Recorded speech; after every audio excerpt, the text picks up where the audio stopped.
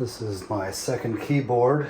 So I had two Amigas, but one of them was pieced together from people's parts, and this keyboard was from somebody. It was missing an enter key. And it was missing all of its springs. So like all these keys are stuck down right now because I don't have the springs. And the rest of them that do have springs, I sourced them from old Commodore 64 spring sets that I had. So they're very, very stiff. Actually kind of like it, but anyways. This is the A1200.net, not sponsored. I totally bought this myself and had to wait forever for it to show up.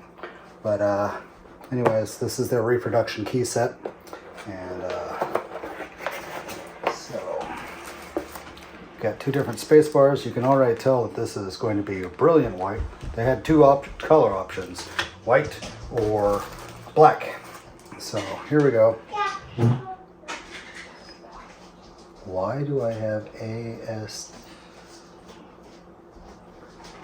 Why do I have a 4 here? Why do I have a 5 instead of a J? Oh, F and J. That's really weird. Okay, yeah, they're not in order. Fine. So otherwise, yeah, they look great. The Amiga logo. That's good. Would have been even cooler to have the Commodore logo on there, but that's fine. It's gonna match what I have. But aside from, you know, we're going from these are definitely yellowed, but not that yellowed. These were beige to begin with, and now they're gonna be white. So anyways, they didn't give me a key puller, so I'm just gonna have to do it by hand. And I'm gonna put the old keys in here along with the springs as I go. So yeah, not having an enter key, they're kind of hard to get if you don't just buy a whole set. So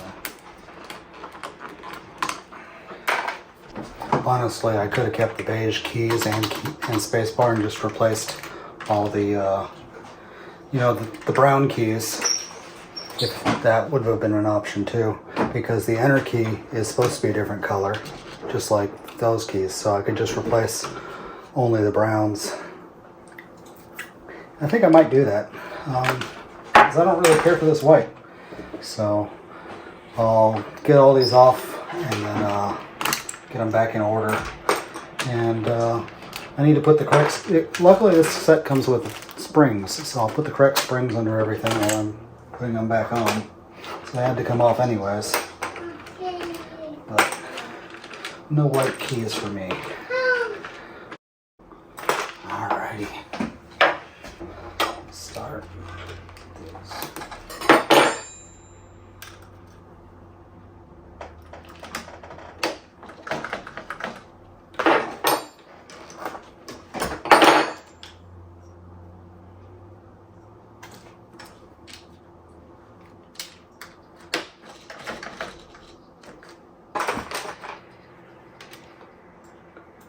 Man, the color is the same. I probably could have just put the enter key on here and called it good. Oh well.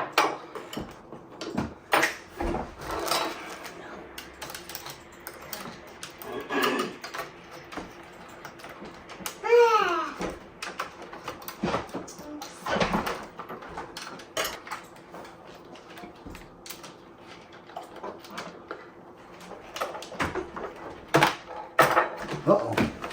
That didn't work at all. Alright. Uh-oh. Oh. Alright, I've figured it out. So some of these have a bigger slider than others. Comes with two different sets of these little white spacers. And there we go. These looked most like what I had on my old keys, but you notice the slot is bigger in the other ones. Yeah, this one binds up on my key support, so I have to use the bigger ones. So that was a little bit of a learning curve, and I was going back and forth trying to figure out what in the world was going wrong here. So, anyways. Also, on the supports, I've been putting a little bit of keyboard lube. Came with a set of mechanical keys that I had. They gave me several different size shift keys. So I've got a big one. Yeah, looks about right. I'm gonna go ahead and do this before I do the keys above it. These, notice they're taller. They're running into the supports on the key, the stops on the keyboard before the key goes all the way down, so I can't lock the key in. There we go. I used the stopper from my old key, and I'm going to do the same thing on this control, this tab. They're a little hard to get out of the old keys, but it's not, they don't break. They've just been in there for 30 years, 35 years.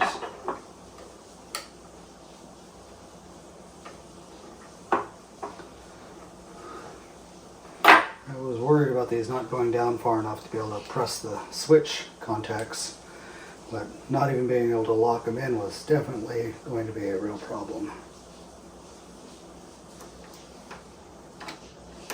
It's a good thing I had my original keys. If you needed a full set of keys because you didn't have any, you'd really be up a creek. Put the whole thing together without supports, I guess. And much better. I can go all the way down and trigger the switch without doubt. Come on. They're way too close to the plastic to get off. Jeez. Control. Back to keys without supports. Life is so much easier.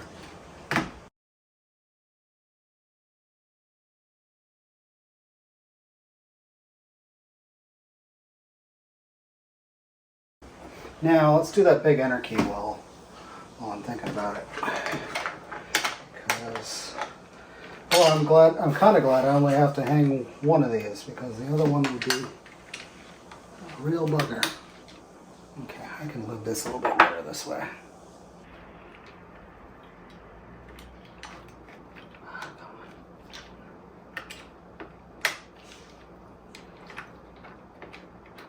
There we go.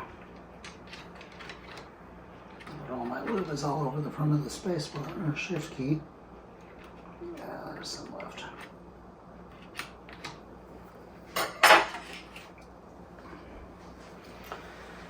Now, what am I gonna do for yours?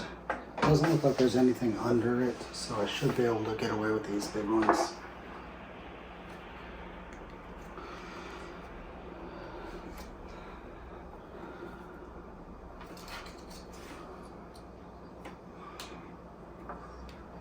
I'll go ahead and put those in over here, even though there's nothing for them to use yet.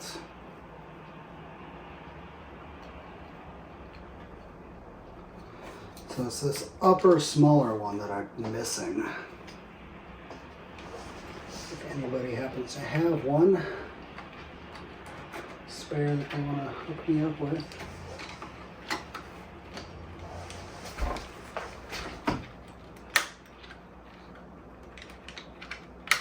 There we go. Now for the spring.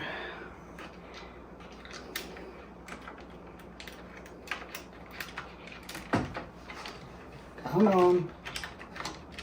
Okay, maybe I need a stronger spring for the enter key.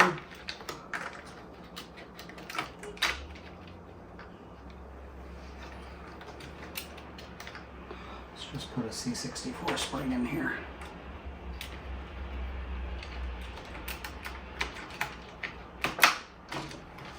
Oh, nope, she's still not happy. What is going on with my supports? My supports are fine.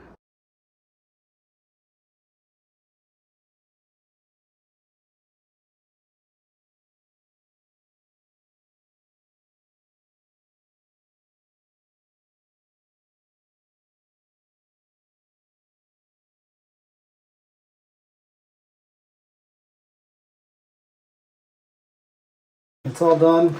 You know, I almost feel like maybe I should have done the white keys.